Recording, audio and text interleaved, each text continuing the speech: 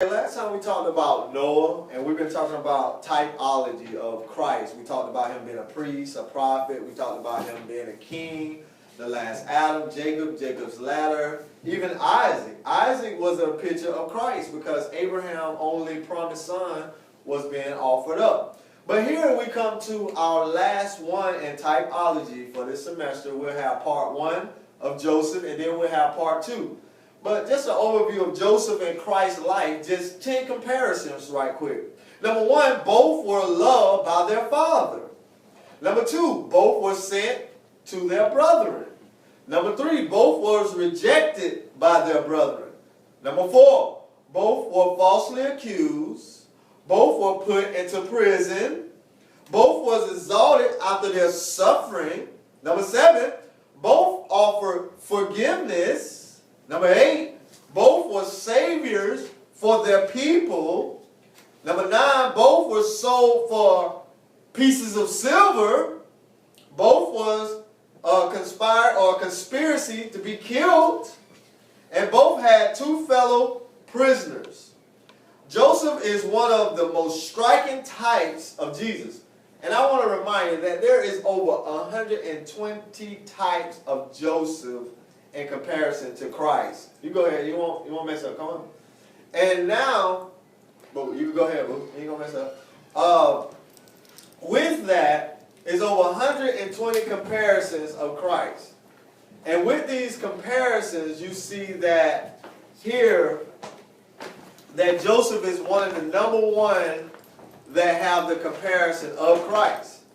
Joseph is one of the most striking types of Jesus in the Old Testament. In Jewish thoughts, the Messiah was a picture of the son of David, but also the son of Joseph. As the son of David, he will rule upon David's throne, bringing glory to Israel and peace to the world. Yet they also pictured him as the son of Joseph, someone who would suffer at the hands of his brother before being exalted. So let us look at some of the clear pictures in Joseph's life that have their fulfillment in the life of the true Messiah, Jesus Christ. So we want to look at Joseph part one. The first thing is greater than his brother. In Genesis chapter 37, verse 5 through 8, Joseph had a dream. And when he had told it to his brothers, they hated him all the more. He said unto him, listen to this dream I had. We were binding sheaves of grain out of the field, and when suddenly my sheaf rose and stood upright, while your sheaves gathered around mine and bowed down to it. You know what his brother said to him? Do you intend to reign over us? Because remember, Joseph is young. They're older. Will you actually rule over us? And they hated him all the more because of his dream and what he had said. Even from the early stage, Joseph was different. In Genesis chapter 37, verse 3, tells us that Joseph was Jacob's most loved son. What does John 3:16 says about Christ? For God so loved the world that he gave his only begotten son. And from the dreams he had, it was clear that he would one day rule over his brothers, and for this they hated him. Jesus encountered the same reaction both from those in his hometown as well as from his actual brothers.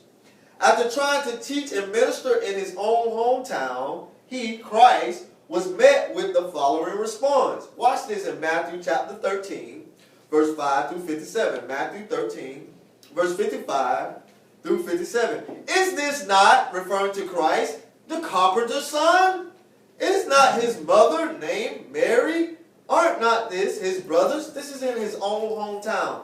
His brothers, James and Joseph, Simon and Judas, aren't not all these his sisters with us? Look how they treat Christ in his own hometown.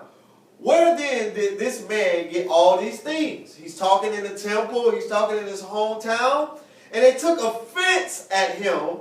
But Jesus said unto him, only in his hometown and only in his home house is a prophet without honor. While the nation's leaders called Jesus possessed by what? The devil. Even some of those of his own family would not acknowledge him as Messiah or Savior. We read in John chapter 7, verse 5, the Gospel of John chapter 7 verse 5, that his own brothers was asking for more signs because even his own brothers did not believe in him. Do you know the writers of Jude and the writers of James, half brother of Jesus Christ, did not believe till after the resurrection of Christ? Now, the next one is conspired to kill him. In Genesis chapter 37, pertaining to Joseph, Genesis 37, verse 18 through 19. So Joseph went out to his brothers and found them near Dothan. But they saw him in a distance. Before he reached them, they plotted to kill him. Don't that sound familiar? They plotted to kill him. Here comes that dreamer, they said to each other. Come now, let's kill him and throw him into one of these cisterns, a deep hole or a well, and say that the furious animals devoured him. Then we'll see what comes of this dreamer. Because of this jealousy and envy, Joseph's brothers conspired to kill Joseph. What they hate most was the dreamers that elevated Joseph above themselves. They also hated the fact that their father Jacob dearly loved Joseph. And their jealousy and their anger led to a plan to destroy him. And like manner, the leaders of Israel, who did they hate? They hated Jesus because he did not submit himself to their rule, but showed through the word and deed that he was above them. What mighty works does this man do? What kind of words did he come from? He don't quote the Pharisees and the scribes. And from then on, the Bible declares, they hated him. And then after that, they conspired to kill him. His claims to be from heaven, to be greater than Abraham, or to be one of whom Moses wrote about, met with venomous reaction, culminating to a plot to kill his life. If you don't believe me, Matthew chapter 26, verse 3 through 4. Matthew chapter 26, verse 3 through 4. Watch this. Then the chief priests, this is pertaining to Christ, and the elders of the people assembled in the palace of the high priest, whose name was Caiaphas. And they plotted to arrest Jesus in some sly way to kill him. Did you see that plot? In the palace? Where the priest, supposed to be the man of God, desiring to kill God. So not only do we see the conspire to kill him, but to portray for measly silver coins. Well, let's look at Joseph. In Genesis chapter 37 through 26 through 28, Genesis 37, 26 through 28, betrayed for measly silver coins. Notice what the Bible declares. Judah said to his brothers, what will we gain if we kill our brother and cover up his blood? Come, let us sell him to the Ishmaelites, and not only lay our hands on him, after all, he is our brother, our own flesh and blood. His brothers agreed. So when the midnight merchants came by, his brother pulled Joseph out of the cistern, pulled him out of the well, and sold him for some measly silver. 20 pieces of silver. Deuteronomy tells me that is the amount of a slave. Of the silver of the Ishmaelites who took him to Egypt. Bondage. And the same thing with Christ. When he died, his body went in the heart of the earth, a bondage, for 3 days. The anger and the jealousy reached its peak. Joseph was sold and portrayed for 20 measly pieces of silver. And know also who it was that led the betrayal. If you translate it, look what brother it was. Judah. Who betrayed Christ? That's right. This translation from the Hebrew name Yaduah, Judah, and the same name which can be translated Judas. Who came up with this plot? In the Old Testament, Judah, and the New Testament translated Judas. Look at this parallel life. No surprise then that Jesus, like Joseph, will be betrayed by one of those closest to him. This time for a great total, not 20 pieces, but now the New Testament, 30 pieces of silver, which is equivalent to a slave. Matthew chapter 26, verse 14 through 16. Matthew 26, verse 14 through 26. Now this is pertaining to Christ. Then one of the 12, the one called Judas Iscariot, went to the chief priests and asked, "What are you willing to give me if I hand him over to you?" What did Judas say by then? It's rather than getting the blood on our hand, let's betray him. So then they counted out from him 30 silver coins on Judas' watch for an opportunity to hand him over. Watch this. This was, of course, a fulfillment of the great prophet Zechariah. God himself is priced for 30 pieces of silver. Zechariah chapter 11, verse 13. And the Lord said unto me, "Throw it to the potter, and the handsome price at which they priced me." So I took the 30 pieces of silver and threw them into the house of the Lord to the potter. While Joseph did not understand it, God had other plans and would use this betrayal to exalt Joseph through him, give the means by which both Gentiles and Joseph's own Jewish family would be saved. I'm sure you see the picture of Jesus.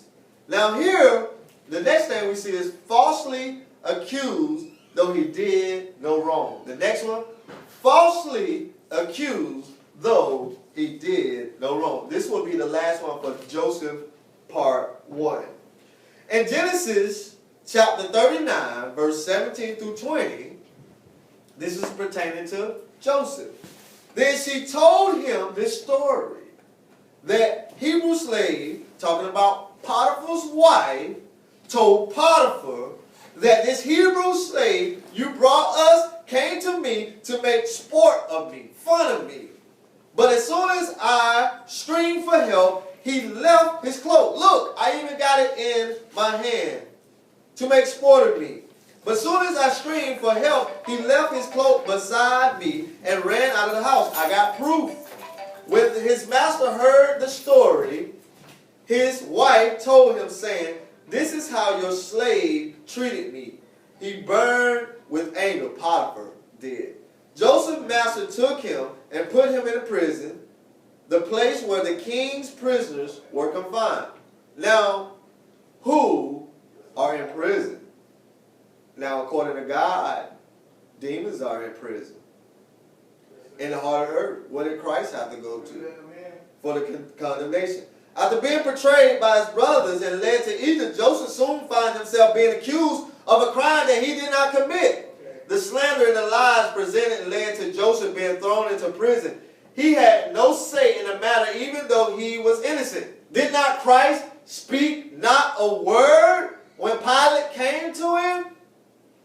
In like manner, after his betrayal, Jesus was falsely accused, slandered, in a series of one-sided trial. Like Joseph, he had done no wrong, but he did not, what? Answer any accusations that were made against him.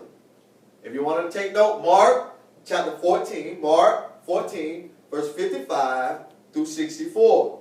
The chief priests and the whole Sanhedrin council were looking for evidence against Jesus so that they could put him to death. But they did not find any.